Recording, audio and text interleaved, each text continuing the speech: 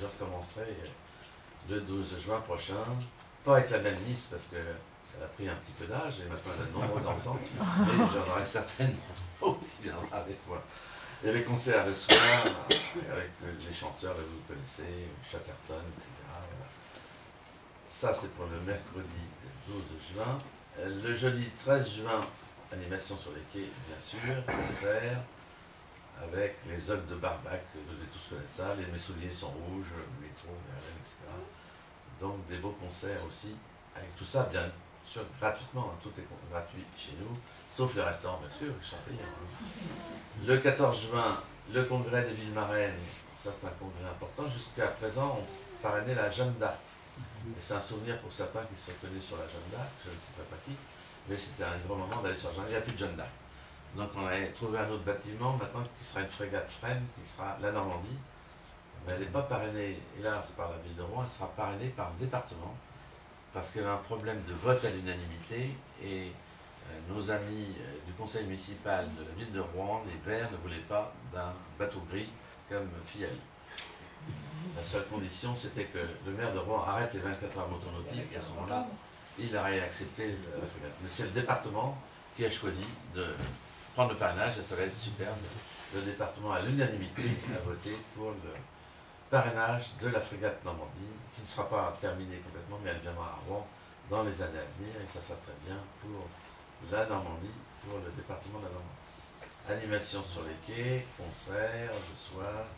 Little Bob, ça vous rappelle peut-être quelque chose, c'est un chanteur de rock qui a un certain âge maintenant, qui doit approcher de mon âge d'ailleurs, s'il est un peu plus vieux, mais il paraît qu'il est excellent, Little Bob, vous avez dû connaître Little Bob. Feu d'artifice le vendredi 14. Le samedi 15, ça vous concerne tout. Je suppose que vous entraînez sur les quais de lycée de Quebec pour apprendre votre footing. Footing de 7-8 km avec les marins sur les quais. Donc on part de la rive droite, de la rive gauche pour aller sur la rive droite, puis on termine ça par un petit déjeuner très léger où il y aura des tripes, du calvados, de la turbo, du pâté, du saucisson, enfin, un petit déjeuner lucide, bien sûr, très léger, donc ça sera fort sympathique. Le soir, on a des concerts, Brookline, que tout le monde connaît, Dadju, que je connais aussi, ça doit être un rappeur, il me semble que c'est quelque chose comme ça. Voilà. Mais vous connaissez tous le rap, bien plus que moi.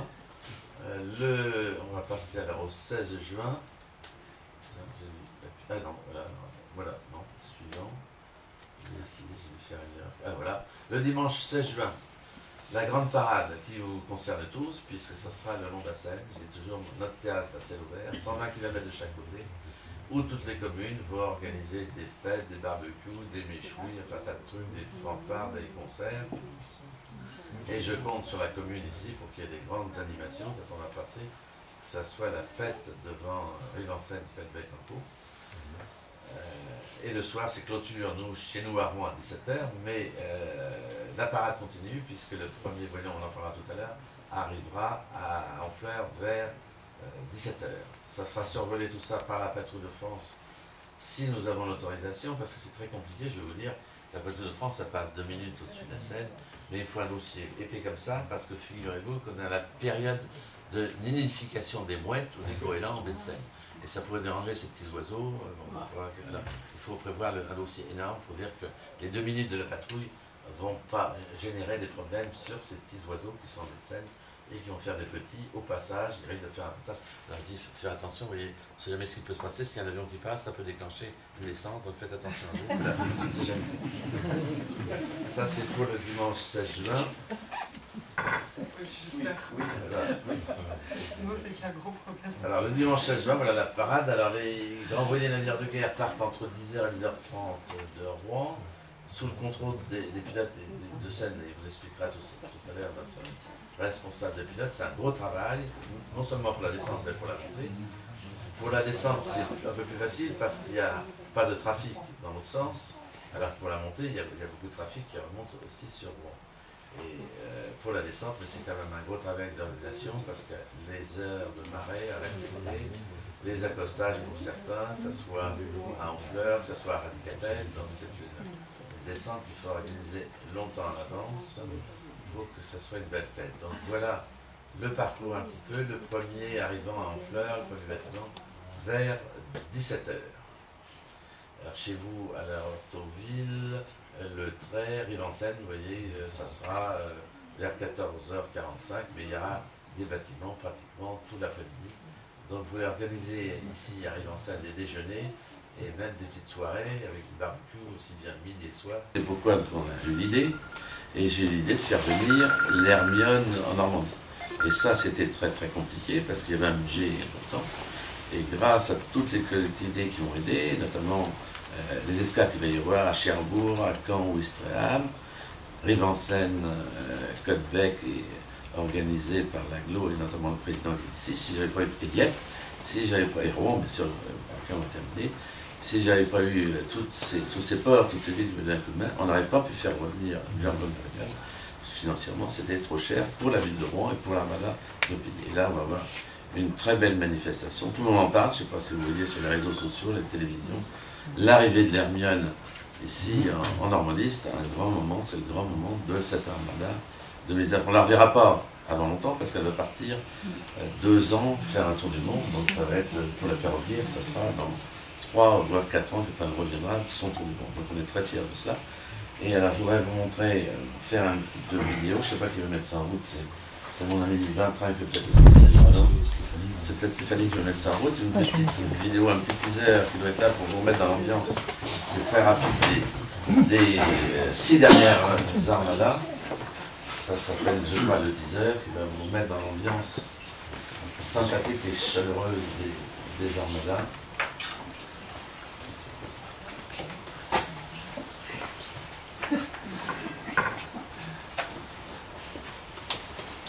Il y a de la musique, il n'y aura pas de parole. Et ça va faire le commentaire.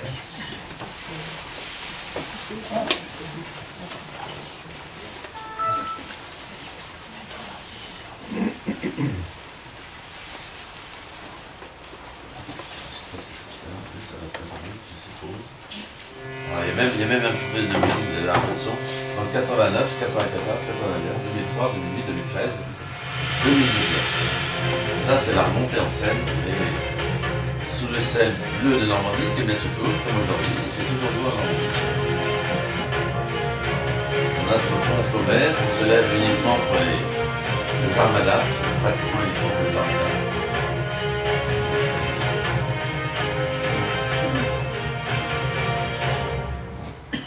Le plus gangster, la foule sur les quais.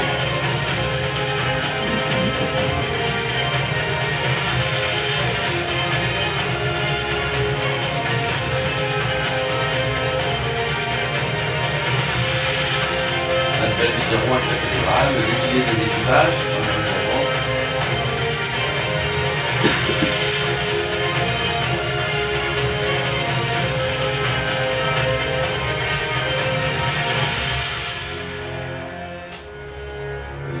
Les fanfares sur les quais.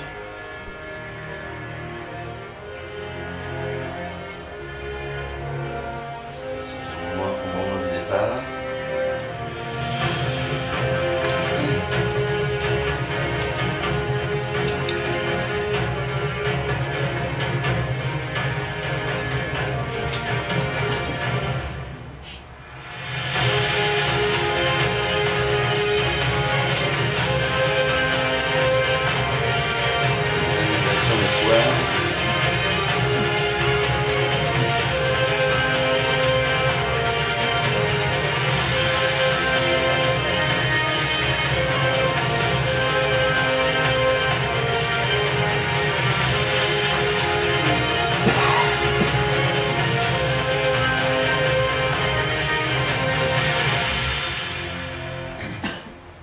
Voilà pour les 6 dernières armadas. Et maintenant, on va passer, je ne sais pas si ça va le faire marcher, mais on va essayer de vous présenter le programme provisionnel de l'armada. Alors, je ne sais pas où c'est, voilà, ça doit être...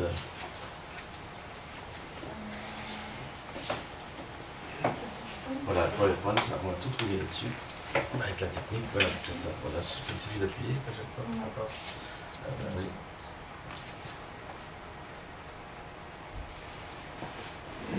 Donc le logo, vous le connaissez tous. Alors, 6 au 16 juin, vous avez retenu les dates, 7e édition, 30 ans d'association. 75e anniversaire du débarquement. C'est pour ça qu'on a mis 2019. Normalement, ça devait être 2013 plus 5, 2018. Mais nous avons choisi cette année très importante qui va attirer beaucoup de monde sur toute la Normandie réunifiée.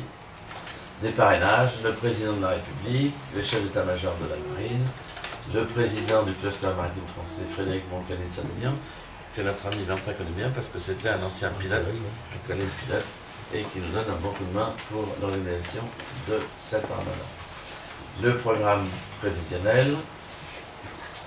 Le mercredi 5 juin, vous connaissez tous. Pourquoi le 5 juin? Parce que tous les grands voiliers et navires ne sont pas encore arrivés. On a de la place et de la visibilité, surtout sur la Seine. Et vous pourrez voir tout ce qui ne flotte pas d'habitude. Et sur l'eau, il y a des camions, il y a des éléphants, il y a des avions, il y a des girafes, il y a des camemberts. C'est déjà complet pour la prochaine armada. On a déjà 25 inscriptions et c'est limité à 25. Donc c'est toujours un grand succès. Il suffit d'avoir quelques palettes. Et on a un grand constructeur de palettes à Rouen qui nous en a prêté et tout le monde s'est inscrit pour cette grande pagaie. Il suffit de traverser la Seine entre la rive droite et la rive gauche. Enfin, il suffit. Tout le monde n'arrive pas à traverser parce qu'il y a quelques engins qui coulent autour d'eux. Donc c'est toujours assez aléatoire cette traversée. Mais c'est fort sympathique, chaleureux, il y aura des musiques tout autour et une remise des prix.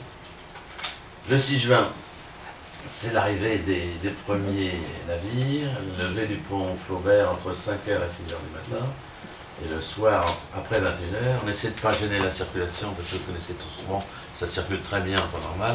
Donc là, on va essayer de ne pas gêner la circulation. Le vendredi 7 juin, toujours le matin de bonne heure, la levée du pont Flaubert.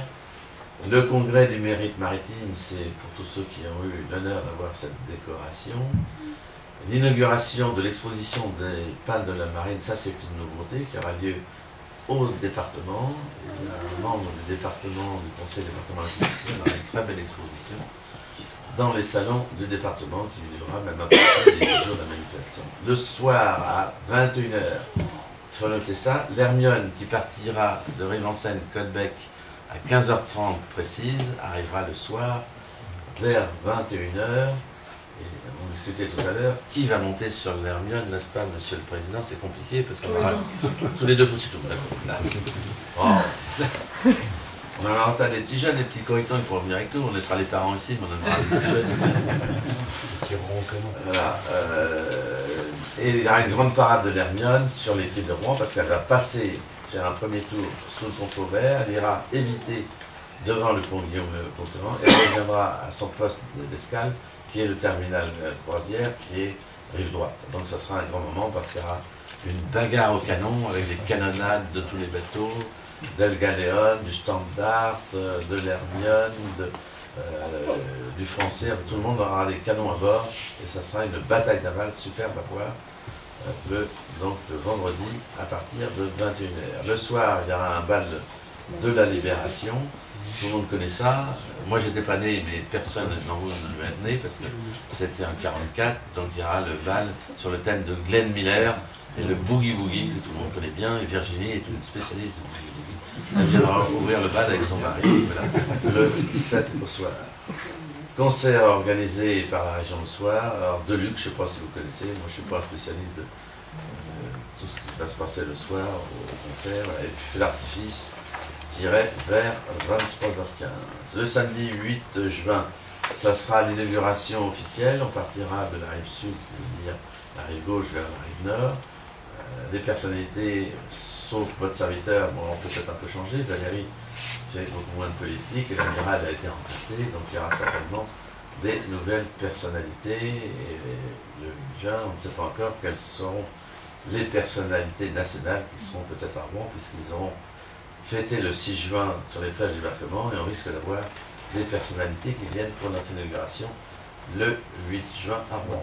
Concert le soir, donc Ifan, vous connaissez tous, Magic System, vous voulez tous connaître, Bafang aussi, moi je ne connais pas trop, mais feu d'artifice le soir à 23h15. Le dimanche 9 juin, alors vous regardez tous les messes télévisées le matin, mais il y en a qui regardent Téléfoot ou Automoto, mais il y aura une messe des marins sur la presqu'île Relais, sur la rive sud de Rouen, avec les deux archevêques, celui qui était tombé à l'eau en 2008, et celui qui n'est pas tombé encore à l'eau, mais qui sait nager, c'est le Monseigneur Lebrun, qui sera présent. Il m'a dit qu'il savait très bien nager, donc plus de problème pour cet archevêque. Le concert le soir organisé par la région, avec Malo, Benabar et autres. Et le soir, feu d'artifice. Nous serons, alors cette nouveauté, ça pour 2019, le week-end de la Pentecôte. Il y a 3 jours, samedi, dimanche, lundi. Donc pour nous, on attend une foule très nombreuse sur les quais de Rouen pendant ces 3 jours de congé. Le 12 juin, un moment très important dans les rues de Rouen. Moi, je me souviens de m'être promené avec une Miss Armada dans les rues de Rouen et on avait eu beaucoup de succès. Alors je ne sais pas si c'était la Miss ou moi qui ai eu du succès, mais tous les gens nous applaudissaient, nous photographiaient.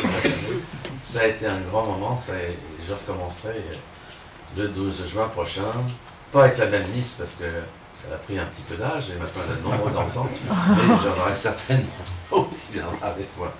Il y avait concert le soir avec les chanteurs, là, vous connaissez, Chatterton, etc. Voilà. Ça, c'est pour le mercredi 12 juin. Le jeudi 13 juin, animation sur les quais, bien sûr, concert avec les ogres de Barbac, vous devez tous connaître ça, les Mes souliers sont rouges, le métro, etc. Donc des beaux concerts aussi, avec tout ça, bien sûr, gratuitement, hein, tout est gratuit chez nous, sauf le restaurant, bien sûr, qui sont payés. Le 14 juin, le congrès des villes marraines, ça c'est un congrès important. Jusqu'à présent, on parrainait la Jeanne d'Arc. Et c'est un souvenir pour certains qui se sont connus sur la Jeanne d'Arc, je ne sais pas qui, mais c'était un grand moment d'aller sur la Jeanne d'Arc. Il n'y a plus de Jeanne d'Arc. Donc on a trouvé un autre bâtiment maintenant qui sera une frégate Fresne, qui sera la Normandie.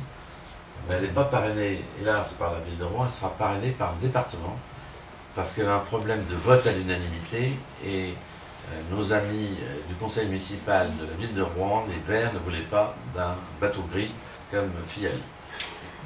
La seule condition, c'était que le maire de Rouen arrête les 24 heures motonautiques, et à ce moment-là, il aurait accepté la frégate. Mais c'est le département qui a choisi de prendre le parrainage, et ça va être superbe. Le département, à l'unanimité, a voté pour le parrainage de la frégate Normandie, qui ne sera pas terminée complètement, mais elle viendra à Rouen dans les années à venir, et ça sera très bien pour la Normandie, pour le département de la Normandie. Animation sur les quais, concert le soir. Little Bob, ça vous rappelle peut-être quelque chose, c'est un chanteur de rock qui a un certain âge maintenant, qui doit approcher de mon âge d'ailleurs, s'il est un peu plus vieux, mais il paraît qu'il est excellent, Little Bob, vous avez dû connaître Little Bob. Feu d'artifice le vendredi 14. Le samedi 15, ça vous concerne tout. Je suppose que vous entraînez sur les quais d'ici de Côte-Bec pour apprendre votre footing. Footing de 7-8 km avec les marins sur les quais. Donc on part de la rive droite, de la rive gauche pour aller sur la rive droite, puis on termine ça par un petit déjeuner très léger où il y aura des tripes, du calvados, de la turbo, du pâté, du saucisson, enfin un petit déjeuner lucide, bien sûr, très léger, donc ça sera fort sympathique. Le soir, on a des concerts, Brookline, que tout le monde connaît, Dadju, que je connais aussi, ça doit être un rappeur, il me semble que c'est quelque chose comme ça. Voilà. Mais vous connaissez tous le rap, bien plus que moi. On va passer alors au 16 juin. Ah non, voilà, non, suivant. J'ai décidé, je vais faire une heure. Ah voilà, le dimanche 16 juin. La grande parade qui vous concerne tous, puisque ça sera le long de la Seine, j'ai toujours notre théâtre à ciel ouvert, 120 km de chaque côté, où toutes les communes vont organiser des fêtes, des barbecues, des méchouilles, enfin tas de trucs, des fanfares, des concerts. Et je compte sur la commune ici pour qu'il y ait des grandes animations quand on va passer, que ça soit la fête devant Rive-en-Seine, Bec-en-Caux. Et le soir, c'est clôture, chez nous à Rouen à 17h, mais la parade continue, puisque le premier voyant, on en parlera tout à l'heure, arrivera à Honfleur vers 17h. Ça sera survolé tout ça par la patrouille de France, si nous avons l'autorisation, parce que c'est très compliqué, je vais vous dire, la patrouille de France, ça passe 2 minutes au-dessus de la Seine, mais il faut un dossier épais comme ça, parce que figurez-vous qu'on a la période de nidification des mouettes ou des goélands en baie de Seine. Et ça pourrait déranger ces petits oiseaux. Il faut prévoir un dossier énorme pour dire que les 2 minutes de la patrouille ne vont pas générer des problèmes sur ces petits oiseaux qui sont en médecine et qui vont faire des petits au passage. Ils risquent de faire un passage. Alors je dis, faire attention, vous voyez, on ne sait jamais ce qui peut se passer. S'il y a un avion qui passe, ça peut déclencher une naissance, donc faites attention à vous. Voilà, c'est jamais. Ça, c'est pour le dimanche 16 juin. j'espère. Oui, voilà. Sinon, c'est qu'il y a un gros problème. Alors le dimanche 16 juin, voilà la parade. Alors les grands voiliers navires de guerre partent entre 10h et 10h30 de Rouen, sous le contrôle des pilotes de Seine, et il vous expliquera tout à l'heure notre responsable des pilotes. C'est un gros travail, non seulement pour la descente, mais pour la montée. Pour la descente, c'est un peu plus facile parce qu'il n'y a pas de trafic dans l'autre sens, alors que pour la montée, il y a beaucoup de trafic qui remonte aussi sur Rouen. Et pour la descente, c'est quand même un gros travail d'organisation parce que les heures de marée à respecter, les accostages pour certains, que ce soit à Honfleur, que ce soit à Radicatel, donc c'est une descente qu'il faut organiser longtemps à l'avance pour que ce soit une belle fête. Donc voilà le parcours un petit peu, le premier arrivant à Honfleur, le premier bâtiment, vers 17h. Alors chez vous, à la Hortoville, le trait, Rive-en-Seine, vous voyez, ça sera vers 14h45, mais il y aura des bâtiments pratiquement tout l'après-midi. Donc vous pouvez organiser ici à Rive-en-Seine des déjeuners et même des petites soirées avec du barbecue aussi bien midi et soir, comme ça vous gardez vos amis toute la journée. Donc on continue le lendemain parce que c'est pas... Alors ça c'est les quais de l'Armada, des nouveautés sur les quais qui vont être aménagés avec des villages, il y aura des villages à peine, donc vous voyez, je ne vais pas vous les lire, mais embarqués avec la marine, donc il y aura sur les quais ici où il y aura la frégate Bretagne, il y aura le CEDOF qui sera là, mais il y aura des animations par la marine nationale, l'armée de l'air, l'armée de terre. Donc il y aura des thèmes, le thème du tourisme, des initiatives, du terroir, le village du monde, il y aura le village de la jeunesse, et on aura en plus ici une tour qui sera installée, une tour panoramique qui montera à plus de 80 mètres de haut, ça sera un record, si ce n'est d'Europe, mais peut-être du monde. On espère qu'elle pourra bien fonctionner, monter et redescendre, pour que les 30 personnes qui seront là-haut pourront redescendre à chaque fois. Donc ça sera fort sympathique. Voilà le panorama. Ici, nous avons nos bureaux. Si vous voulez nous rencontrer, on est installé là au hangar 23. Ici, vous aurez la zone des concerts, que vous avez vu tout à l'heure. Tous les soirs, il y aura des concerts gratuits, bien sûr. Le pont Flaubert que vous voyez là, il y aura d'autres villages. Voilà un petit peu pour les villages. Je ne sais pas si après, il y a une autre...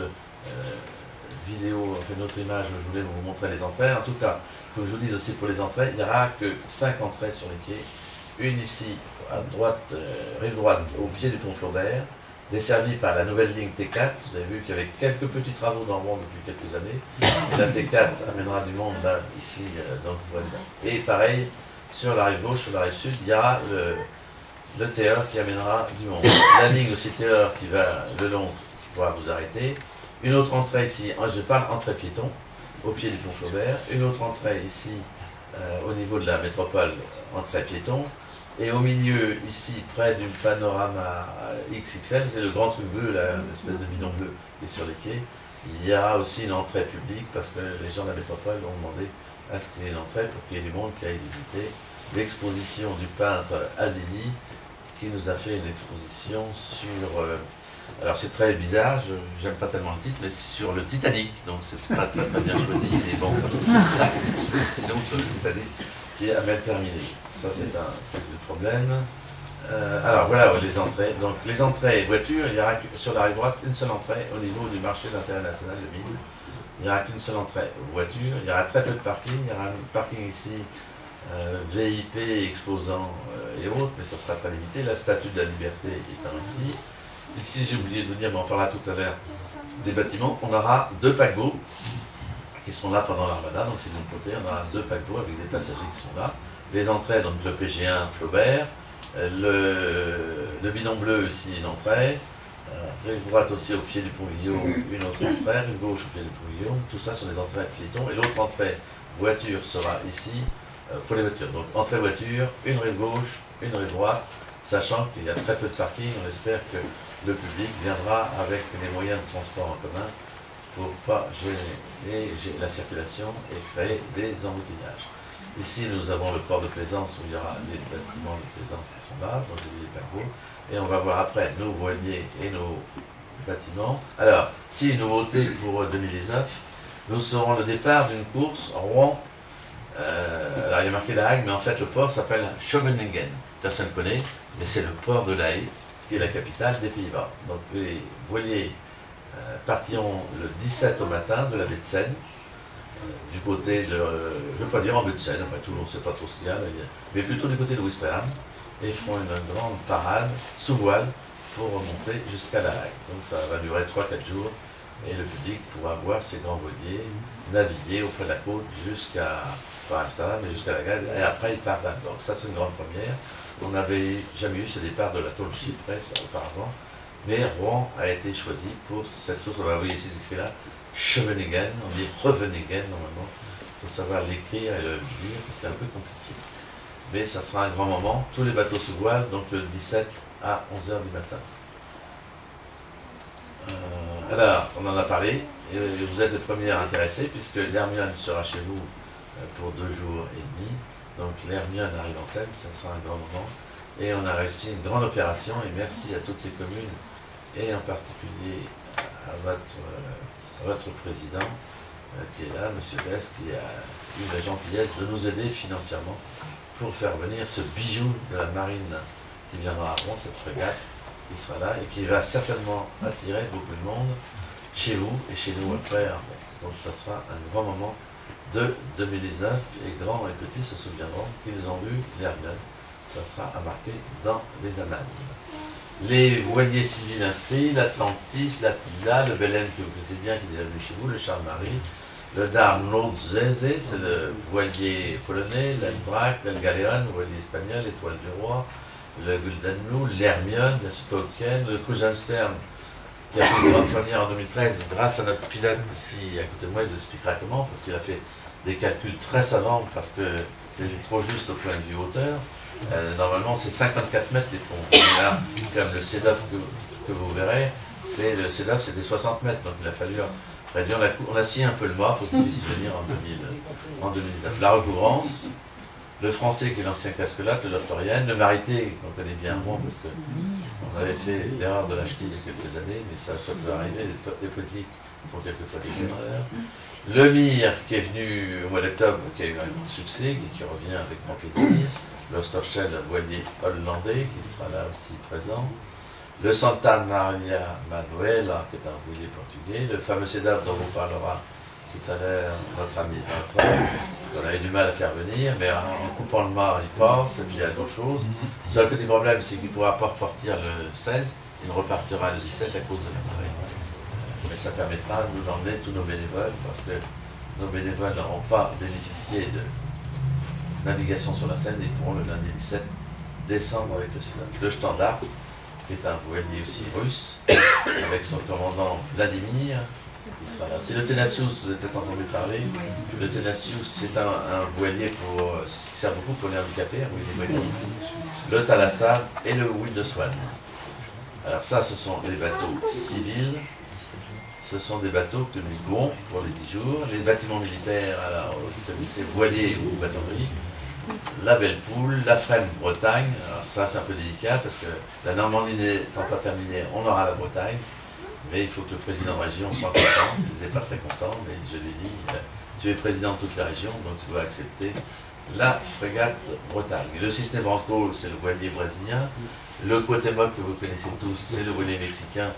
Et là, c'est pas la peine de vous parler du succès de ces marins. Dès qu'ils descendent à terre, toutes les jeunes filles sont au droit d'un marin.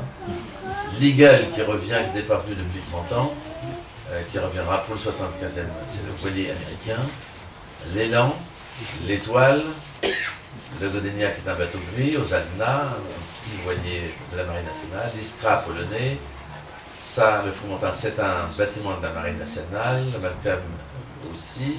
Le Mircea, qui revient, qui n'est pas venu depuis longtemps, c'est le voilier roumain. 4 mâts roumains qui revient. Le Pluvier, c'est un bateau gris. Le Shabab Oman 2, vous vous en souvenez bien, il s'appelait le Shabab Oman 1. Notre sultan Qaboos, le sultan du sultan d'Oman, s'est fait reconstruire un nouveau magnifique voilier, donc il sera présent aussi. Ils ont un peu d'argent là-bas parce qu'il a quelques petites réserves de gaz et de pétrole, donc il peut se permettre d'acheter un beau voilier.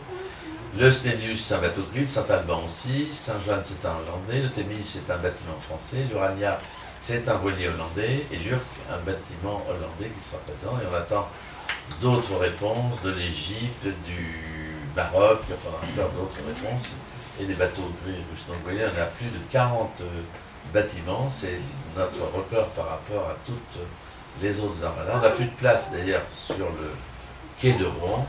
Et on avait une demande d'un bâtiment que vous connaissez peut-être certains. J'ai eu encore un appel ce matin de notre président de région pour lui faire venir à l'Aquarius. Donc il n'y a plus de place. Donc si on vous demande, l'Aquarius ne peut pas venir, il n'y a plus de place. Et s'il veut venir, il viendra le 17 au matin au Baie-de-Seine pour voir le départ de la Tall Ship Regatta. Donc voilà un petit peu, je ne sais pas s'il y a encore des choses à vous. Ah si, l'emplacement des voiliers navires de guerre, oui, on ne voit pas très bien, mais vous avez à peu près les implantations sur les quais, il y aura des plans et on le voit sur internet. Mais vous aurez le CEDOF, la Bretagne, petits voiliers qui sont installés là. L'Hermione sera ici, au quai d'honneur, devant le terminal de croisière. Le PC Presse sera à côté. Moi j'aurai un tout petit local, mais tout petit, pour inviter les personnalités qui viendront et les amis qui veulent venir vous voir. Ça sera avec plaisir que je les recevrai. Et tout le long des quais, vous voyez, navires de guerre s'enchaînent. On aura pour la première fois des bâtiments qui seront passés de place sur la presqu'île Relais. Le village de la ville de Rouen sera par ici. La messe sera aussi par là. Et le pas de tir du feu d'artifice sera là. Je vais continuer si j'ai encore d'autres images. Vous voyez, ça c'est en amont du pont Flaubert, entre Flaubert et Jeanne d'Arc. Après Jeanne d'Arc, je ne sais pas si j'ai un plan, mais on aura aussi des bateaux de promenade. Il y aura une vingtaine de bateaux de promenade qui vous permettront, ça sera payant, de faire des visites d'1 heure ou 2 heures, de déjeuner ou de prendre un apéritif sur les quais de Rouen. Ici, nous aurons une barge.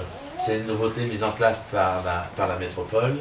Cette barge servira avec des démonstrations de planche à voile, de paddle, de tennis, de natation. Et il y aura même des tentes en carton pour ceux qui veulent passer la nuit. Moyennant 80 €, vous êtes logé dans une petite tente qui, j'espère, sera imperméable. Mais vous serez logé. Ce n'est pas des tentes garnies en plus, mais c'est 80 € pour une nuit, pour une personne. Et si vous êtes à deux, il faudra 2 tentes. Voilà un petit peu sur les quais de Rouen. Voilà les bateaux promenade restaurant. Ça, ce sont les petits bateaux qui vont faire, on appelle ça des bateaux mouches, qui font la navette sur les quais, qui se promènent tous les soirs pour voir le feu d'artifice, faire un dîner, faire une soirée. Donc vous aurez une vingtaine de bateaux à votre disposition pour emmener la famille, les enfants en route sur la Seine. Alors les partenaires, la préfecture bien sûr, la ville de Rouen, la métropole, le département, la région, Aropa, le Grand Port de Rouen, la Chambre de commerce, la Marine nationale et la salle training internationale dont je vous ai parlé qui organise cette fameuse Tall Ship Regatta. Voilà, je crois qu'on arrive à la fin de mon petit discours. Voilà, je ne sais pas s'il y avait autre chose, je pense qu'il y avait peut-être une vidéo, mais je ne sais pas si je vais la trouver. Je vais demander à la spécialiste du montage des quais, une petite en 3 dimensions, je ne sais pas si on va la voir elle est quelque part. On va vous montrer ça, mais c'est très rapide. Et ça va être, voilà, petite vidéo, voilà. Ça, c'est l'installation telle qu'elle est imaginée sur les quais. Vous allez voir, c'est très rapide. Vous allez voir les quais de Rouen. Notre prestataire Rouen Normandie, une veste qui vous organise ça. Donc la rive sud, la rive nord, par contre, la rive avec les installations, la statue de la liberté. La statue de la liberté, tous les stands qui sont installés, le bateau gris, les voiliers. Ici, il y aura les concerts, la fameuse tour panoramique là, qui monte à 80 mètres, donc j'espère que vous pouvez redescendre et s'en monter. Les stands sur les quais avec restaurants, bars, etc. Des food trucks et qu'on en passe, c'est derrière, il y aura plein d'animations. Notre hangar, vous pouvez nous voir tous les jours, est ouvert pour donner ce que vous avez besoin de vivant. Le pont Flaubert, et depuis du pont. Là, vous avez France 3 qui est maintenant installé là, qui pourra filmer en direct. France 3, des quais qui sont aménagés. Il y aura toujours les 12 mètres boraqués pour que tout le monde puisse circuler.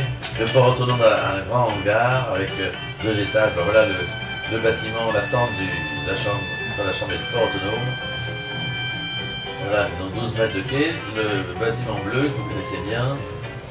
Entre deux, il y aura bien sûr des aménagements des tentes. On passe au bateau de promenade, vous voyez, sur les quais, avec des tentes installées aussi. La rive gauche, la rive sud, avec les villages, notamment le village des entreprises, où il y aura un restaurant étoilé, les 2 grues qui existent, le 106, le 107 où maintenant il y a des start-up, le 108, le grand bâtiment du président de la métropole et de son personnel, c'est pas qu'à lui, c'est à tout le monde, c'est à nous aussi, on a payé un petit morceau. Les hangars sur lesquels les bâtiments qui sont installés. On arrive à niveau pour Faubert, et là, le village des animations de la ville de Rouen, et Voilier et la Vierge de Guerre qui sont bornés sur la presqu'île Rollet, là où il y aura la grande roue, la messe et les feux d'artifice. Il n'y a aucun rapport entre la grande roue et la messe et les feux d'artifice. Hein. Ce sont des opérations complètement différentes. Voilà ce que je voulais vous montrer. Alors peut-être que vous avez des questions à nous poser sur l'organisation ou autre. Et voilà un petit peu comment se a organisé cette manifestation qui a beaucoup de changements par rapport à 2013. 2013 c'était une année très calme, très paisible. Il n'y avait pas eu encore des gros attentats. Mais là, du changement, puisqu'on va être obligé de barriérer les quais. 8 km de barrière, 83 caméras. On vous passera un système qui s'appelle ordinateur, la raquette, etc., ou la douchette. Enfin, ça sera pareil, c'est gratuit, mais il y aura des contrôles. Je pense que tout le monde se laissera faire par ces contrôles qui maintenant on a l'habitude quand on a des grandes manifestations. On aura 250 CRS, on aura des drones, on aura des tireurs d'élite. Enfin, je vous dis, on nous met le maximum.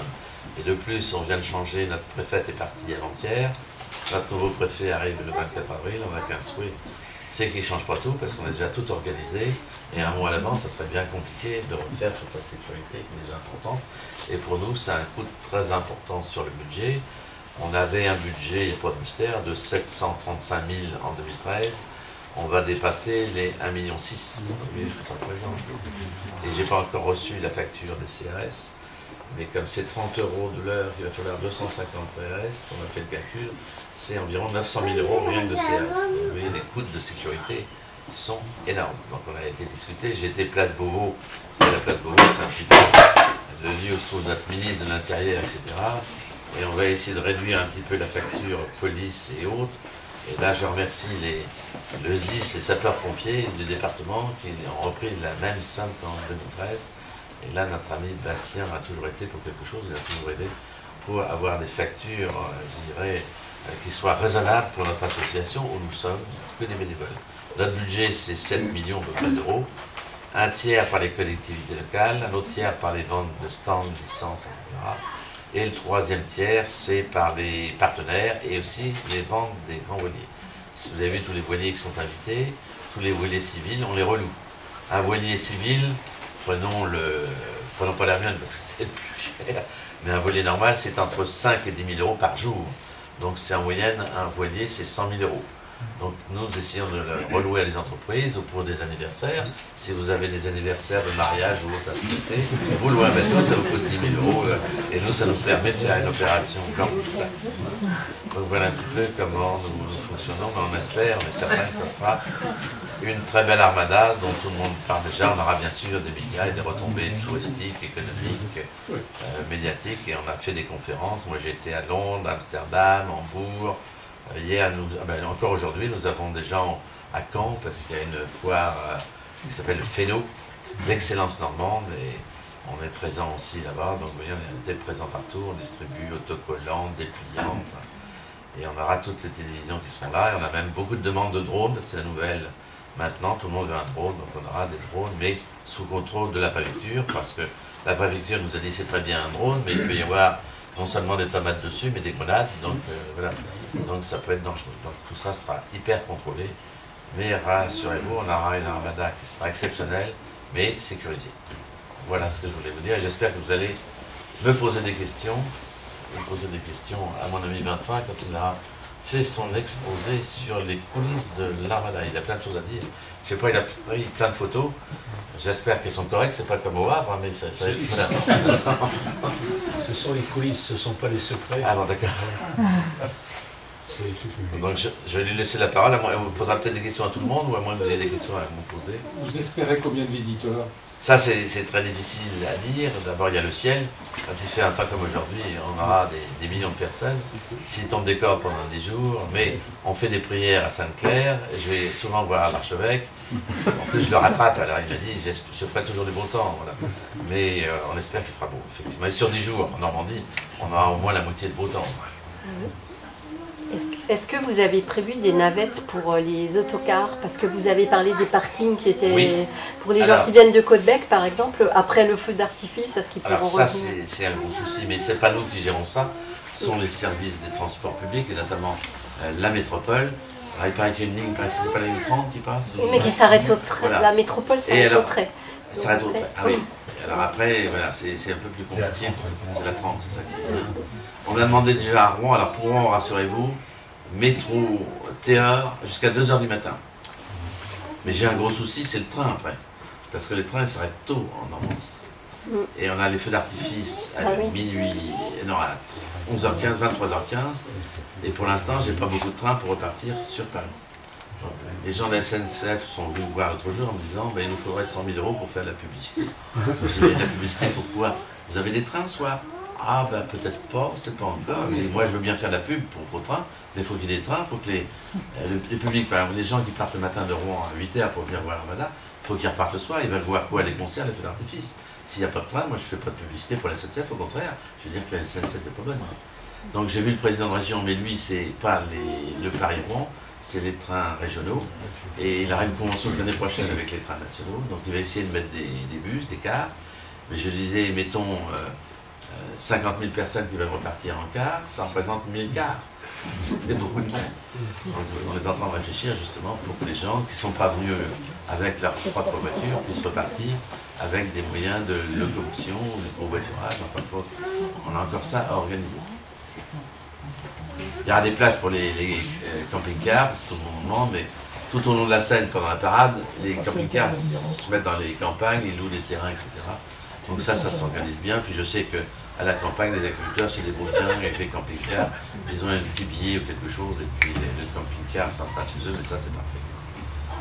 Donc il n'y aura pas de camping-car en bordure de Seine. Si, mais c'est pas nous qui organisons, si vous voulez, c'est les agriculteurs qui louent leur terrain, ils se débrouillent.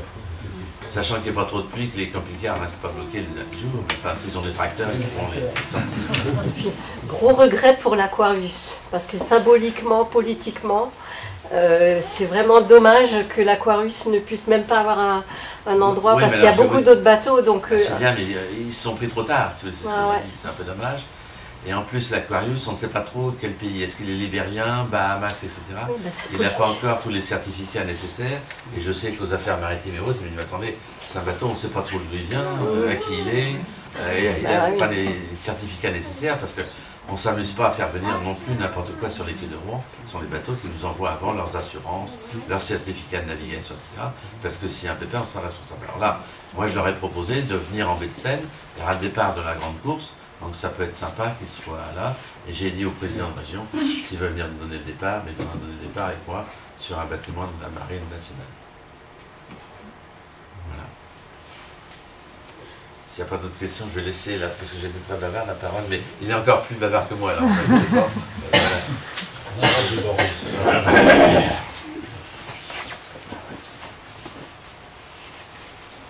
alors j'ai oublié de dire aussi que il n'y a plus de Miss Armada, on a transformé tout ça. Il y a un Armadien et une Armadienne qui sont élus pour l'Armada.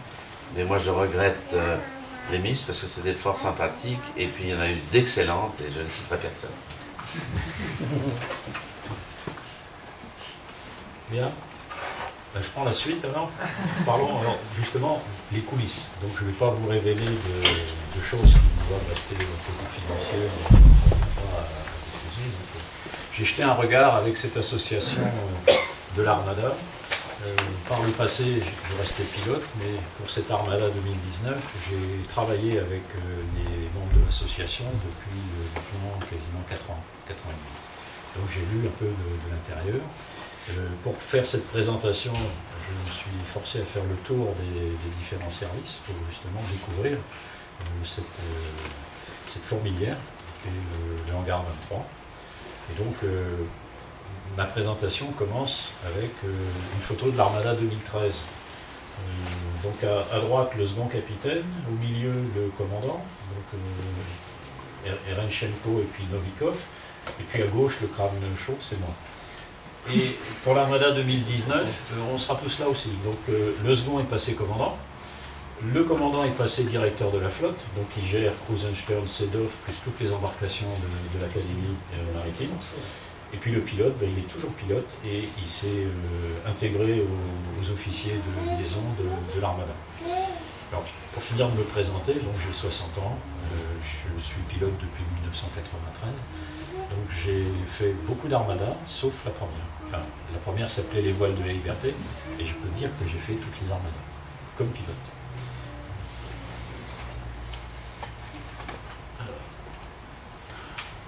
Voilà, donc, comment préparer 2019, la suite? La chose commence dès le lendemain de la parade, quasiment de 2013. Est-ce qu'on recommence? Quand doit-on recommencer et tout? Donc Patrick Air a donné quelques-unes des pistes, mais il y en a d'autres aussi qui sont qu'on doit faire une manifestation de cette ampleur loin des autres. C'est-à-dire que si Brest veut faire la même année, c'est pas tout à fait compatible, il faut donc s'insérer dans un planning. Alors, on avait Brest 2016, la suivante 2020, Le Havre a fait quelque chose pour son bicentenaire, et Saint-Malo en 2018. On évite aussi les années où il y a une course transatlantique, parce que là, les bateaux sont engagés pour plus longtemps et loin de l'Europe. Et donc, 2019 correspondait aussi à une bonne année de point de vue des plannings. Et puis deuxièmement, après, il faut fixer les dates. Donc là, on regarde un peu les différentes organisations au niveau européen, les différentes étapes, les autres rassemblements, et on arrive à trouver une date. Donc là, le rendez-vous aura lieu du 6 au 16 juin, et avec STI, on aura Rouen, ville de départ, pour une manifestation. Alors voilà un peu les événements dans la presse des années précédentes. Vous voyez, Bordeaux reçoit aussi, tout ce qu'il faut savoir sur le Havre, les tonnerres de Brest. Donc tout le monde des vieux gréments, en fait, se côtoie en permanence. Donc le contact est toujours entretenu, et on se rend compte, on s'invite, et on essaye d'attirer le maximum pour nous en scène. Donc là, voici les quais la semaine dernière. Donc, ils ont été refaits à neuf, on bloque les voitures, on peut s'y promener. Et le but, la mission des organisations de l'Armada, c'est ça. 100 000 personnes jour à accueillir dans des conditions qui nous sont imposées par la préfecture, donc l'électricité, de l'eau, des évacuations, la sûreté, sécurité, le secours aux personnes, la sonorisation, le gardiennage, les toilettes publiques, le petit train, enfin bref, énormément de choses. Alors l'héritage du passé, Patrick Air en a un peu parlé, c'est que tout a commencé au siècle dernier, 1989, mais surtout, voilà, 1986, c'était les premières amours de Rouen avec la voile.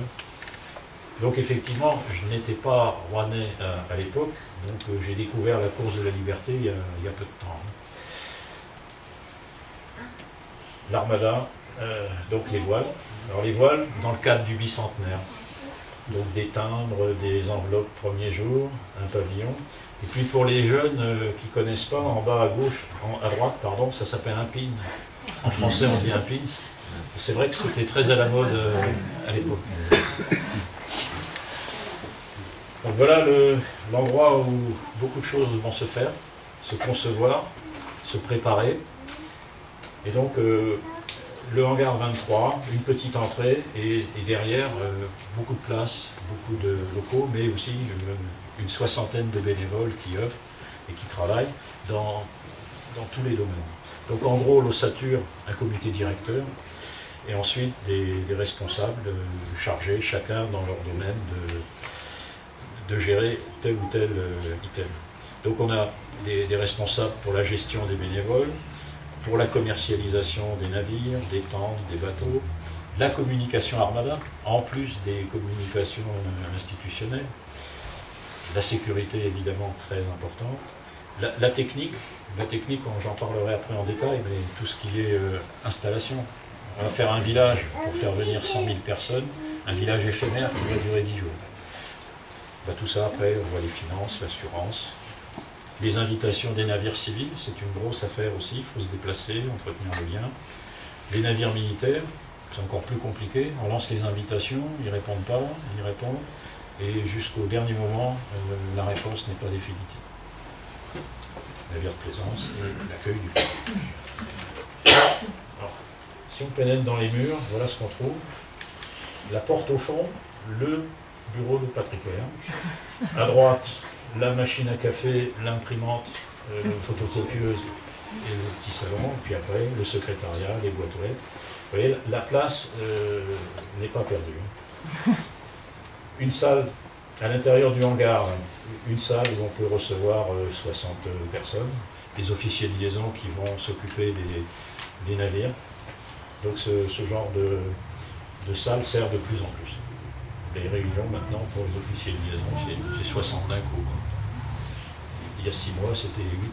On travaille entre nous. Et à l'intérieur du hangar, des porte-à-cabines, des bureaux ont été installés avec chacun des responsabilités. Donc à droite, on voit le bureau technique, après c'est l'attaché de presse, et puis un petit peu plus loin, les croisières fluviales des bateaux.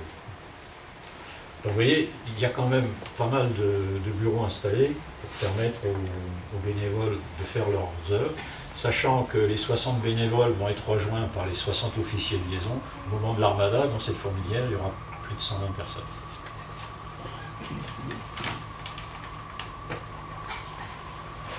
Donc, je vous présente la machine à café. Donc, vous connaissez Patricaire. Assis avec les lunettes, Christian Bardou, qui est notre responsable des bâtiments militaires. Victoire, qui est l'attaché de cabinet pour Patricaire, qui gère l'agenda, l'accueil et autres. Et j'ai oublié son nom, Bernadette, qui est notre secrétaire. Une de nos secrétaires. C'est pas facile en plus. Donc, j'ai oublié son prénom. Patrice Non, et Benjamin. Benjamin, voilà, Benjamin. Voilà, donc Benjamin qui est là, un des coordinateurs. Donc vous voyez, les bureaux sont très pris, malgré l'informatique, il reste aussi beaucoup de papier. Tirer des plans et les montrer sur une table, c'est toujours plus intéressant qu'à l'écran. Alors les anciens, c'est vrai que Patricaire s'est entouré d'une équipe au moment des voiles de la liberté, et cette équipe s'est étoffée. Puis au gré du temps, des jeunes sont arrivés, d'autres sont partis, mais il reste encore quelques hommes de la première heure. Donc à gauche, c'est Jean-Paul Biras, qui très longtemps s'est occupé de la partie trésorerie finance, qui a à une époque cédé sa place à Olivier Lebert, voilà, qui est là, qui lui-même a cédé la place à Thierry Delamare, et Olivier Lebert, lui, s'occupe maintenant auprès du président en tant qu'expert pour donner les conseils et éventuellement orienter dans le bon sens quand on commence à réfléchir sur nos sujets. Jean-Paul Biras n'est plus trésorier, mais s'occupe maintenant de tout l'aspect assurance.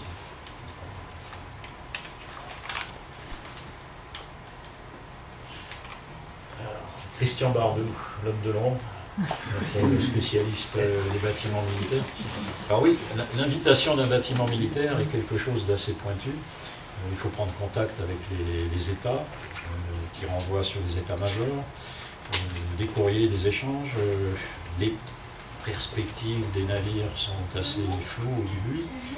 Entre un voilier-école et un bâtiment de guerre, les problématiques sont un peu différentes. Le bâtiment-école fait une croisière, donc on essaye de placer Rouen.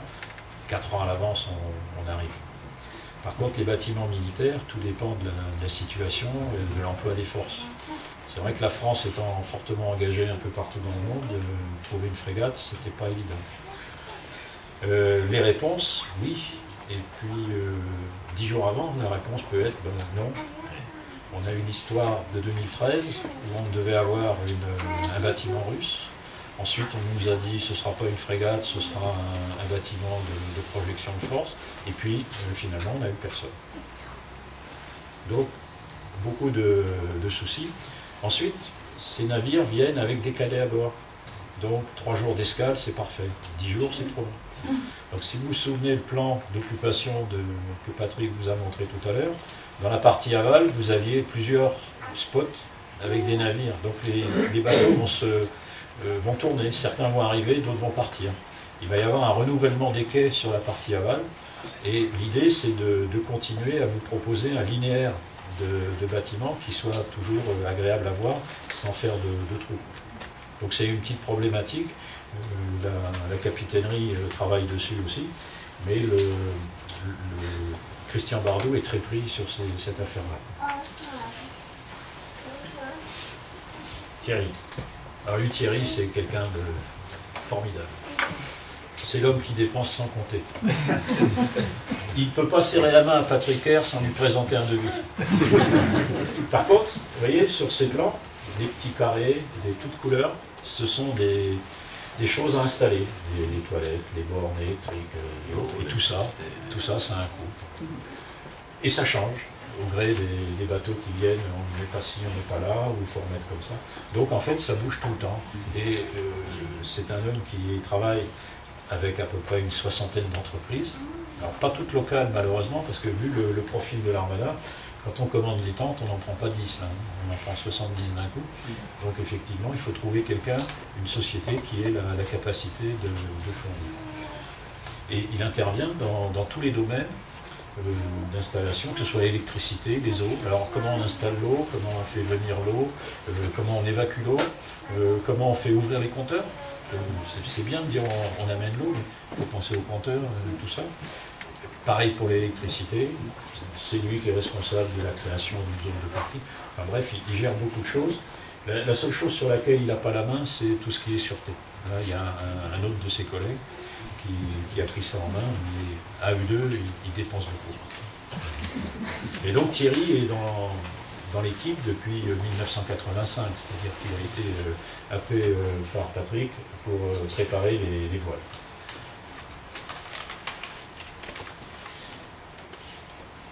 Les bateaux. Donc voilà le groupe ossature des officiers de liaison autour de Patrick Leduc, que certains connaissent peut-être.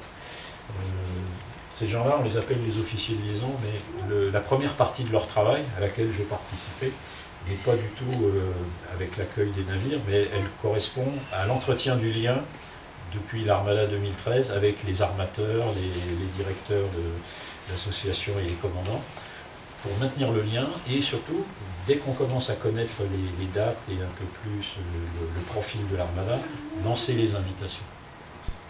Et donc tout ceci se fait dans le temps. Donc on a commencé à travailler fin 2014 sur cette affaire. Alors évidemment, les premières réponses sont toujours polies en disant c'est très gentil de nous inviter, nous ne connaissons pas encore le planning du navire à 5 ans, donc on vous recontactera. Bon. Nous, on entretient le lien, on garde le lien, on leur dit, souvenez-vous, l'Armada. Puis au plus le temps passe, et plus on approche, et à ce moment-là, on commence à avoir des bonnes nouvelles, en disant, ah oui, ça y est, vous êtes dans notre planning, c'est gagné. Maintenant, on peut parler le contrat d'affrètement.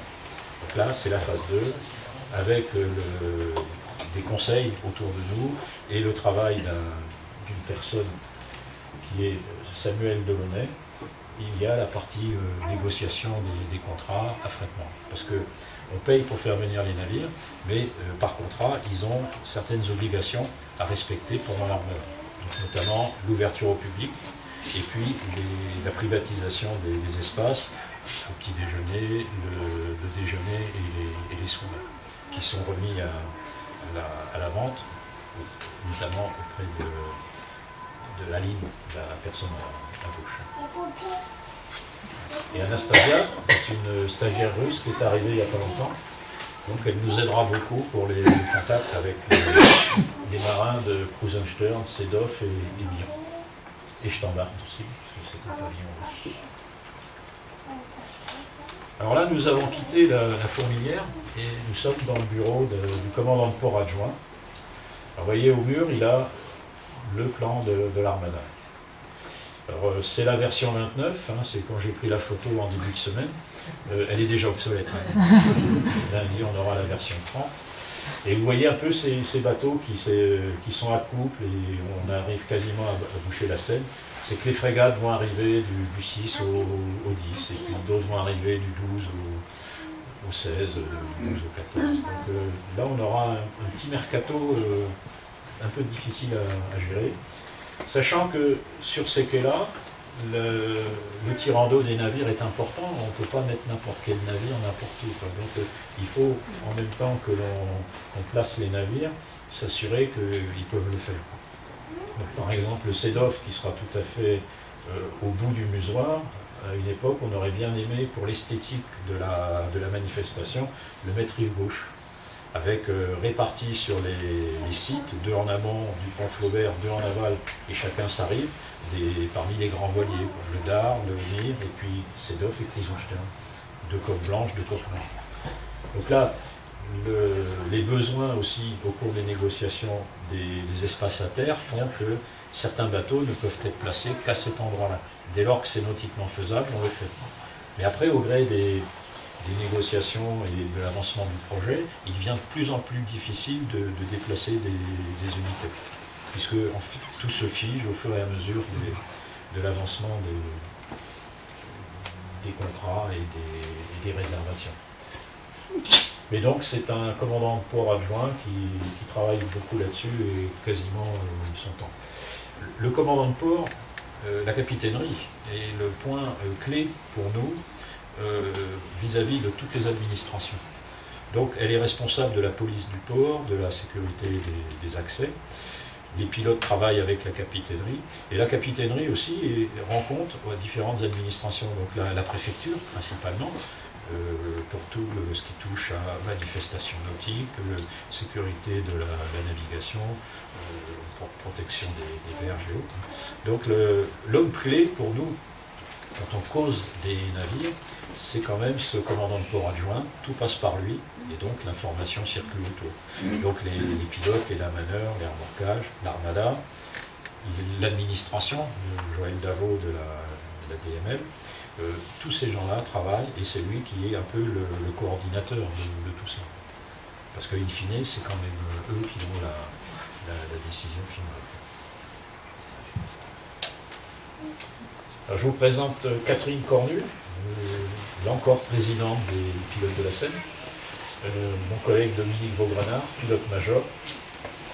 Donc là, la partie pilotage consiste à faire venir les navires en même temps qu'on assure le trafic commercial. Donc on travaille sur des créneaux de navigation, des renforts d'effectifs pour être sûr de pouvoir tout traiter, tout accepter. Et le souci sur lequel il travaille actuellement, là, quand on voit la photo, c'est la parade. Il faut mettre les navires dans un ordre de marche qui fait que la parade va être belle à regarder. On ne va pas sortir tous les navires gris d'un côté, tous les petits navires ensuite, puis tous les gros derrière. Il faut essayer de donner une esthétique à la descente. Et puis il faut aussi régler toutes les escales, puisque beaucoup de gens vont embarquer sur les navires, mais évidemment ils ne vont pas partir à Scheveningen. Donc il faut profiter des escales sur les postes de l'aval de Seine, Radicatel, Honfleur, pour débarquer. Et évidemment, on ne va pas mettre les navires à couple à Honfleur, donc on va les descendre de manière à ce qu'ils puissent s'accoster à Honfleur, débarquer leurs passagers, repartir, le suivant arrivera derrière. Donc toute cette mise en route se fait depuis le bureau avec une planification assez longue à mettre en place. Donc, pour faire la descente des bateaux, tirage au sort, pour être sûr qu'il n'y ait pas de favoritisme, parce qu'il faudra peut-être aussi piloter les transports de passagers, les vedettes de Bretagne ou autres. Donc effectivement, on préférerait tous être sur le Krusenstern ou le Darm-Lotziesi, mais certains vont se retrouver sur des unités plus petites, voire même des navires à passagers sans mâture.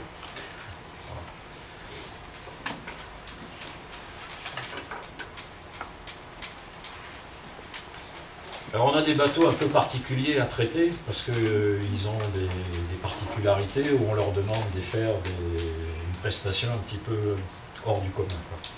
Donc l'Hermione, c'est à elle seule une attraction de première importance, donc il fallait bien tout préparer, bien être sûr qu'avec le commandant, on était d'accord sur ses manœuvres et autres. Et donc le commandant Cariou était venu en novembre nous rencontrer pour voir un peu le plan d'eau et découvrir un peu l'armada. Et là, un échange de bons procédés. Quand l'Hermione a quitté Rochefort pour la Palisse, deux pilotes de Seine sont allés à bord et ont pu regarder l'Hermione manœuvrer, découvrir l'équipage et découvrir la frégate. Donc voilà une petite poste de navigation.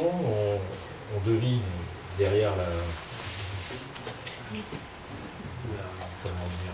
derrière le grand mât, le poste de pilotage avec les coques, et devant ce pupitre, la barre, la double barre avec 3 timoniers qui gouvernent le navire.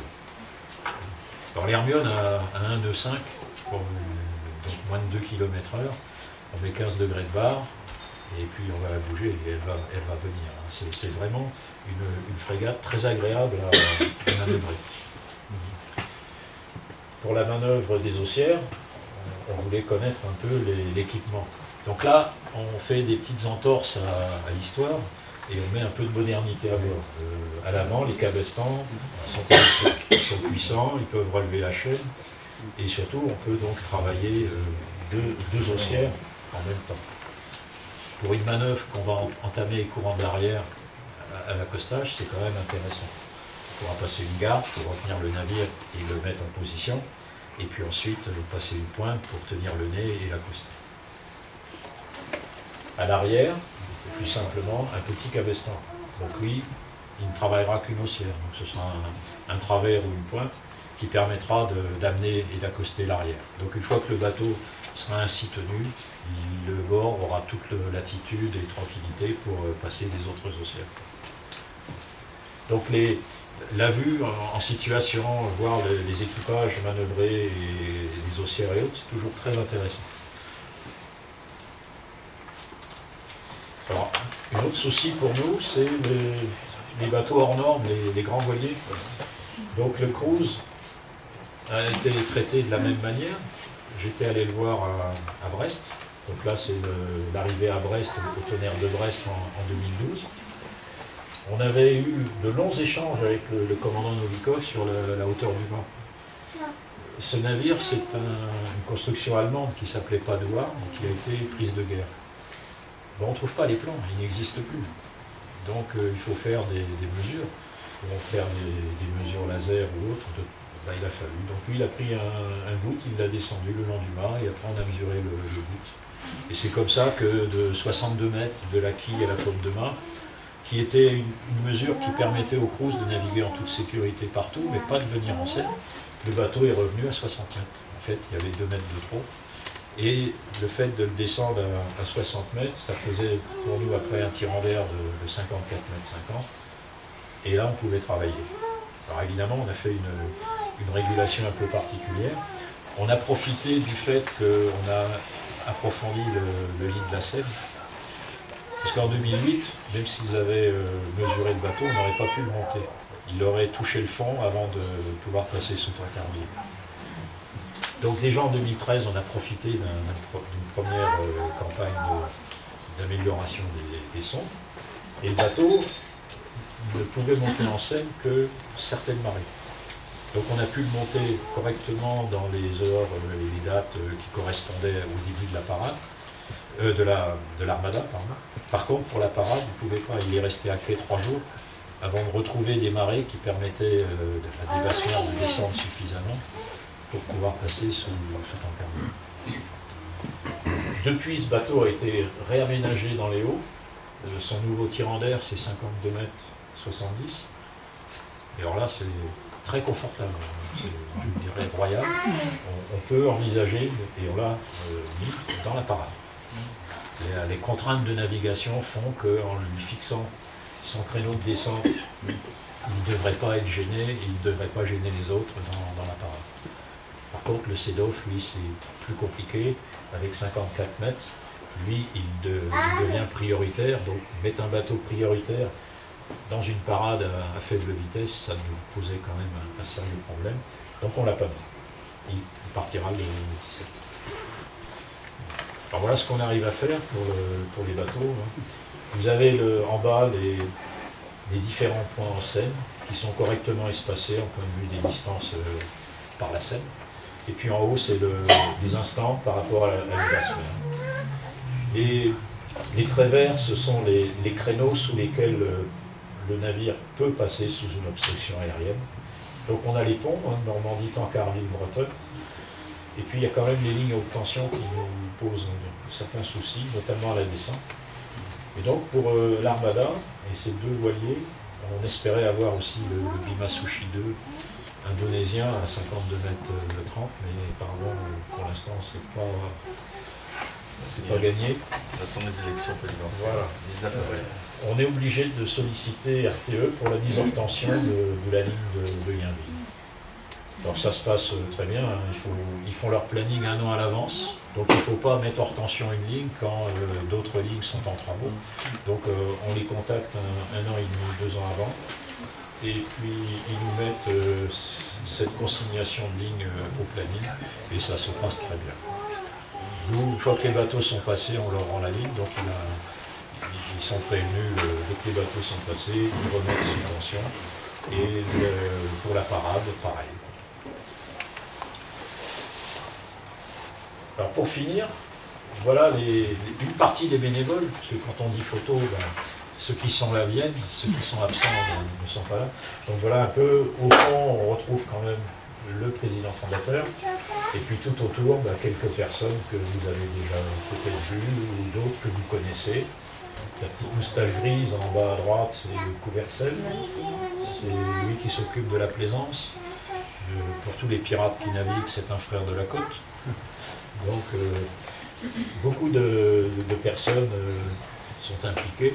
Il va de soi que cette manifestation qui va nous mettre 1 million de visiteurs sur les quais et 1 million sur les berges le jour de la parade, forte implication dans tout ce qui est service, pompiers, hôpitaux, police, gendarmerie, protection civile. Il n'y aura pas beaucoup de congés à cette période-là. Je vous en dirai pas plus. Combien de pilotes le jour de la parade? Alors, nous sommes 52 à l'effectif. Il y aura les 52 pilotes sur la Seine ce jour-là. Donc, habituellement, une parade des précédentes armadas, c'est entre 45 et 48 unités à piloter. Donc, navire, voilier et bateau de promenade. Dès lors qu'on met des passagers, on est astreint au pilotage. Alors évidemment, une armada à 75 unités, il faudrait régler le problème. Oui, ou faire passer des licences, ou faire des convois. Quand les Belges viennent avec un bâtiment école et puis 3 dragueurs de mine, c'est vrai que les dragueurs de mine sont souvent en dessous du seuil de pilotage, donc on met un pilote pour 3. Ce qui est intéressant, c'est de piloter toute cette petite escadre qui remonte, notamment les ralentissements des bacs et autres. C'est intéressant, mais c'est largement faisable, hein. Il ne suffit de pas aller trop vite. Et le trafic commercial le jour de la parade? Complètement arrêté depuis 4 h du matin jusqu'au lendemain matin. La basse mer du lendemain, c'est 6h45. Donc les premiers montants, 7h45. Donc les pilotes auront un peu de repos quand même avant de repartir. La durée du pilotage sur le jour d'une parade, c'est une dizaine d'heures, entre 10 et 12 heures. Donc assez fatigant. On demande aux collègues de bien se protéger du vent, de la pluie, du soleil, pour éviter tous les désagréments inhérents. Et puis surtout, on leur demande de se reposer vite avant de repartir sur les passerelles du commerce, ce qu'on fait habituellement. Et l'Hermione à Côte-Bec, le Tirando, il n'y a pas de problème? Si.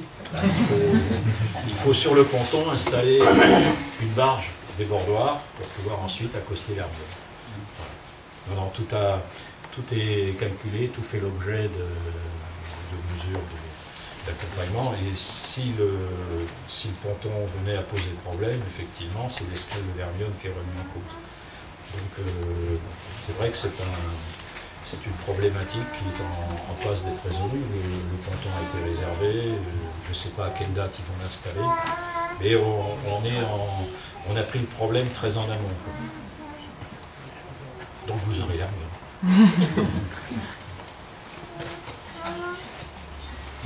Les petits bateaux de plaisance pourront accompagner la parade? Ça, c'est une bonne question. Oui, ils auront un créneau de descente un petit peu en avance. C'est-à-dire que je crois qu'on les met dehors au bassin Saint-Gervais vers 8 h. Ils partent à leur vitesse. Donc ils ont une vitesse qui est quand même en général inférieure à la vitesse de la parade. Donc ils se feront déplacer par la parade. Bon, je pense que à partir de Duclerc et autres, la parade aura rattrapé, le début de parade aura rattrapé la plaisance. Est-ce que vous pouvez nous parler un peu de la montée, parce qu'elle se passera certainement de nuit pour la plupart des navires, enfin pour Caudebec-en-Caux j'entends. Hein. Alors, il y a 2 marées par jour, hein. C'est des marées de 5 heures et puis des marées de... non, c'est des marées de 8 heures et de 20 heures. Et le but pour nous, c'est de répartir la montée sur le plus de marées possible. Donc entre le 5, le 6 et le 7 juin, on a 3 marées et on va essayer de répartir les navires. C'est ce qu'on fait, puisqu'on ne pourrait pas monter tout le monde. On ne peut pas faire une parade à la montée du fait du trafic commercial, du fait aussi que la plupart des navires vont quand même faire un évitage et peut-être utiliser plus les remorqueurs à la montée que le jour du départ. Et si on pouvait monter quelques navires dès le 4 le soir, on le ferait. La grande pagaille fait qu'on ne mettra pas de navires à l'amont du pont Flaubert le 5 matin, dans la nuit du 4 au 5, mais le port va se remplir. On peut monter les navires un peu en attente, et après la pagaille, le soir à 21 h, d'autres bateaux vont pouvoir passer sous le pont pour commencer à remplir les espaces. Et pour les 2 gros, le Cédof et le Cruise, vous n'avez pas de... Alors, on prévoyait de monter le Cruise le 4, et je pense que ce sera le 5, et le Cédof le 5. L'un d'abord, le deuxième ensuite. On a une incertitude sur le Cédof concernant sa vitesse. Et donc l'idée, c'était de monter le Cruise Holstern dans la fenêtre du Cédof, pour valider le courant de jusant sur le nez, et de valider que le Cédof peut arriver à Tancarville en moins de 4 heures. En général, entre la bouée 2 du chenal, l'entrée de Seine et le pont de Tancarville, on est dans ces conditions-là, on peut espérer mettre 3h15. C'est quand même un pilotage assez long contre le courant. Donc le Cédof, nous avons l'incertitude de sa vitesse. Comme il est un petit peu plus gros que le Cruise Holstern et qu'il déclare la même vitesse, il sera peut-être un petit peu plus long. Donc l'idée, c'était de valider avec le Cruise en ligne marée avant. Mais c'est pas encore bien réglé parce que les marées de jour, pour ce bateau-là, ce serait des entrées vers 15 h en Seine, et puis un final de nuit, début de soirée. Donc ce final-là, il est très bien. Par contre, si on monte à 3 h du matin, on peut avoir un problème de brume.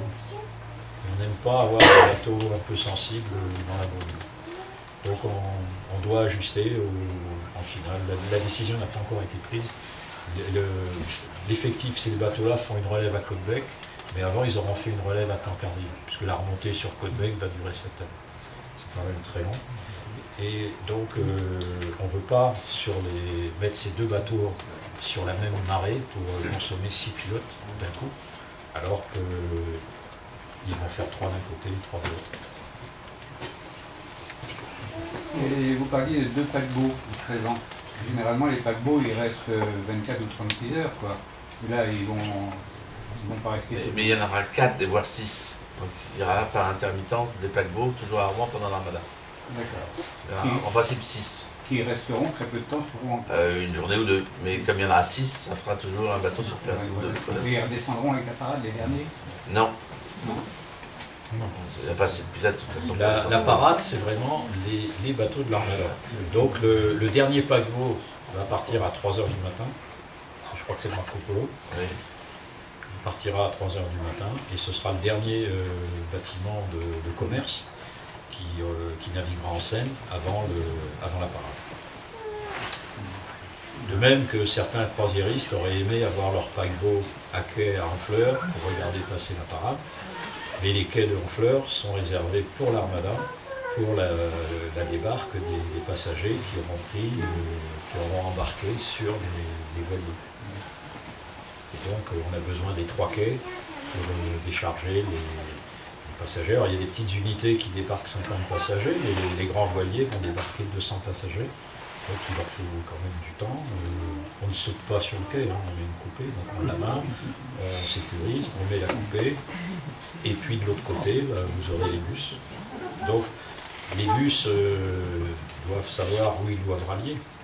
Et ce dimanche-là en Seine, il ne faudra pas dire à un bus qui est à Honfleur, finalement tu vas aller à Radicatel. C'est le parcours du combattant pour tous ces chauffeurs. Hein. La Normandie est quand même très fortement fréquentée ce jour-là, et les routes sont aussi très prises. Vous ne connaissez pas votre bonheur d'être en bord de Seine. Oui, mais ce qui est dommage, c'est que sur la descente, il y a beaucoup de passagers. Et je trouve que la montée est beaucoup plus jolie, parce que là, vous avez encore des matelots à bord, et souvent, ils sont joyeux, ils chantent, et lorsque vous descendez, les 3/4 des matelots ne sont plus à bord, ils attendent au débarquement, soit à Radicatel. Bon, je comprends que c'est commercial, pour récupérer, mais moi je trouve que c'est pas si joli. Pour moi, le plus beau Armada, c'était 89. Là, il n'y avait personne à bord, que les matelots. Ouais, il est dur aussi pour les matelots d'être 7 heures sur les vergues pour chanter. Moi, je suis à bord de Seine à Villiers, ils passent toujours en chantant. Oui, vous avez la chance, parce que 7 heures à chanter sur les vergues, c'est pas évident. Et c'est ce qui s'était passé en 89. Ah non, il redescendait puis il remontait. Personne ne tient 7 heures sur les vergues. Non, mais lorsqu'ils arrivaient sur une ville ou un village, ils montaient. Ils se manifestent aux endroits où il y a du monde. Où il y a des télés, où il y a du monde, exactement. C'est pour ça qu'il faut faire du monde, pour la parade, pour la montée des gens. Essayer d'avoir des canons, je sais pas quoi, des trompettes, des machins, faites du bruit. Plus vous faites de bruit, plus ils vont chanter de l'autre côté. Est-ce qu'il y aura, comment peut-on être informé des heures de passage à la remontée? Est-ce qu'il y a un site sur lequel on peut avoir les heures de remontée? Alors, si vous avez Marine Traffic, c'est parfait, vous avez juste à les lister. Oui. Les Open Reef, je ne pense pas que ce soit voilà. Alors, je sais qu'il y a un deuxième site qui existe pour les licenciés. Est-ce que le site de l'Armada va mettre, par exemple, les... Non, mais on pourrait le faire si les pilotes nous donnent les horaires. Voilà. Les horaires sont déjà remplis dans le fichier Pacha au gré des retours. Au gré des retours, des arrivées préventives. On a déjà vu sur le plan heures de prise de pilote. Est-ce qu'on peut faire la démarche auprès du pilotage pour avoir un planning des remontées le planning, on peut peut-être le diffuser à la presse, mais le planning définitif ne sera acté que 2 heures, la veille. La veille. Beaucoup de petites unités vont venir du Morbihan. Ils quittent le dimanche 2 et on veut les remonter le 5. Si jamais ils vont s'abriter dans les abers, on les aura pas.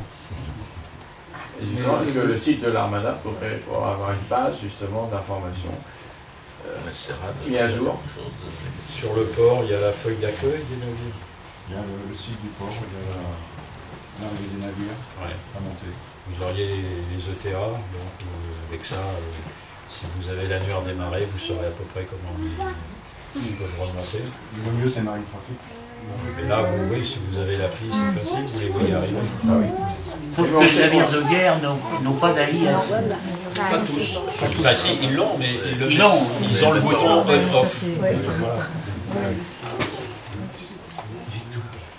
C'est vrai qu'on ne va pas limiter la montée des navires au marais de jour. Il y aura des montées de nuit.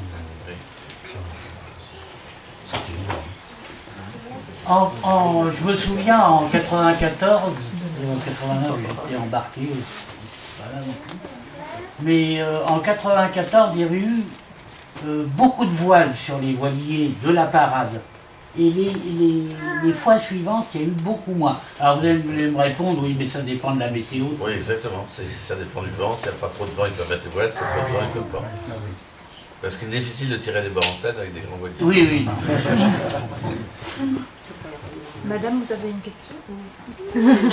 Est-ce qu'il y a des aménagements spéciaux concernant le fleuve, la Seine en tant que fleuve pour chaque armada? Ou est-ce que vous avez dû préparer longtemps à l'avance quelque chose concernant l'aménagement, préparer la Seine? Alors,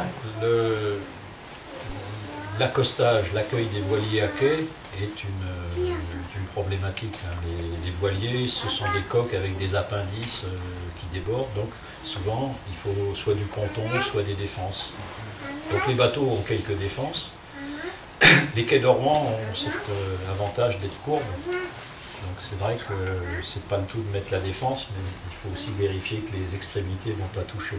Donc certains voiliers finalement sont plus en sécurité sur des pontons. Donc cet aménagement-là est à prévoir. Donc quand on lance les invitations et au premier retour, on voit aussi s'il faut faire une installation, si le bateau peut s'accoster lui-même avec ses défenses, ou s'il faut lui trouver des défenses, ou s'il faut lui fournir un ponton.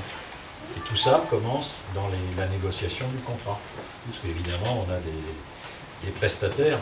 Auparavant, jusqu'à 1998, et même peut-être la suivante, la Marine nationale nous prêtait ses pontons. On avait une belle collection entre Brest et Cherbourg. Donc en 3 voyages, les remorqueurs de la Marine nationale nous amenaient une vingtaine de pontons, c'était splendide. Mais tous ces pontons ont une durée de vie, ils ont été réformés et puis déconstruits. Et donc depuis, on est obligé de travailler avec un prestataire privé, donc principalement Péchalut. Et donc lui, chaque ponton, c'est 1 millier d'euros à la location.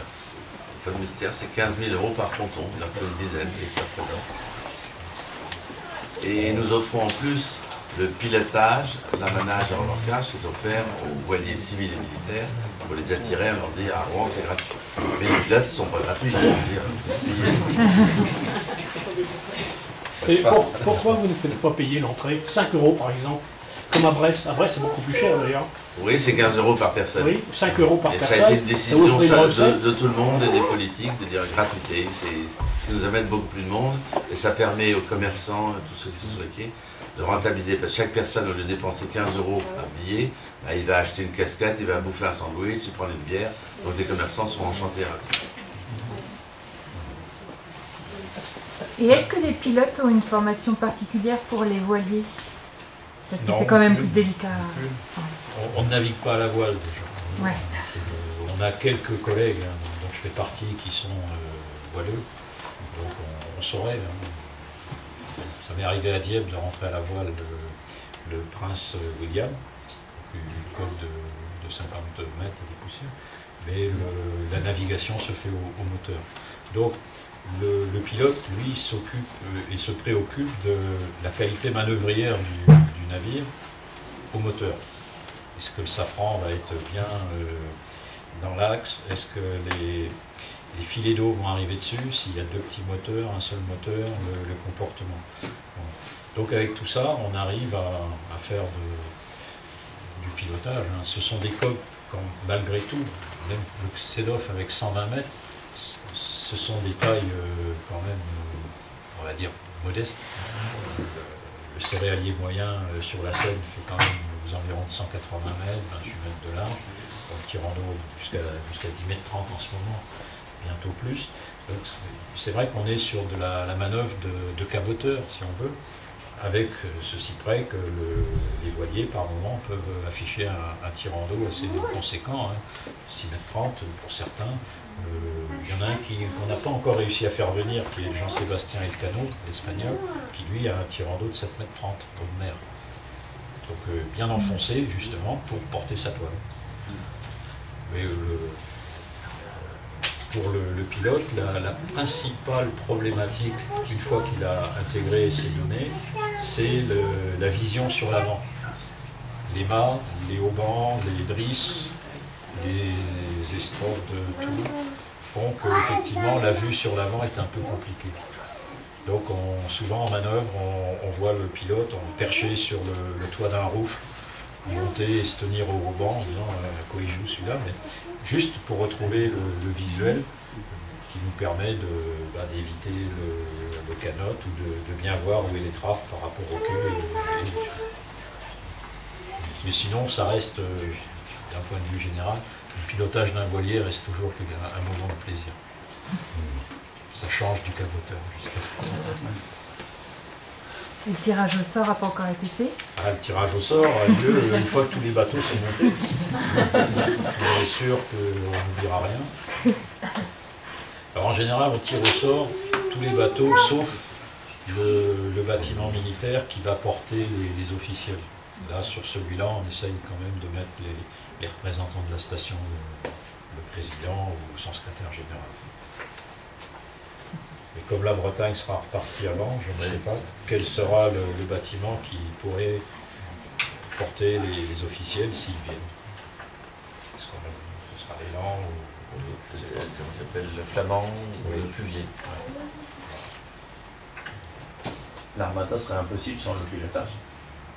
Et sans les pilotes. Là, le port de Rouen ne vivrait pas s'il n'y avait pas un service nautique de ce nom. On peut quand même dire merci aux politiques de grands travaux d'il y a 2 siècles. Je crois de mémoire, c'est donc Arago, le scientifique, Victor Hugo, notre grand homme, et puis Lamartine, le poète, qui étaient tous, pour certains représentants dans les 2 chambres, qui ont obtenu la décision de grands travaux pour aménager la Seine. Sans eux, on aurait un fleuve qui ne porterait plus de trafic maritime. C'est le même pilote qui partira de Rouen jusqu'à l'estuaire? Pour beaucoup, oui. Ici, 48, 45, 48 unités, 52 pilotes. Vous voyez, il y aura peut-être 2 ou 3 bateaux à relève. C'est plus. Alors, soit une descente jusqu'à Honfleur ou Radicatel et puis un pilote par la suite. Alors il faut savoir que sur 52 pilotes, il y en a 2 qui ne sont pas dans la parade parce que la station de pilotage c'est la Seine, Caen, Dieppe. Et Caen et Dieppe ne sont pas concernés par l'arrêt du trafic commercial. Donc le pilote canet travaille à Caen, s'il n'a pas de tour, il peut venir faire la relève d'un collègue en Seine.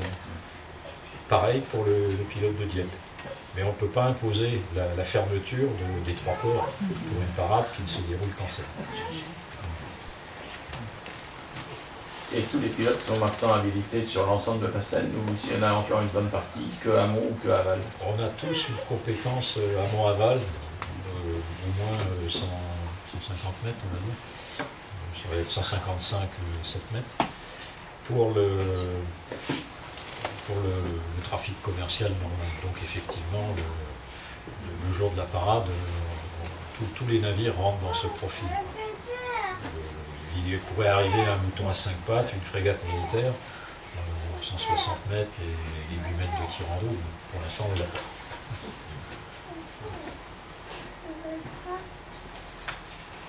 Est-ce qu'il y avait d'autres questions? Eh bien, merci beaucoup à nos 2 intervenants pour... Vous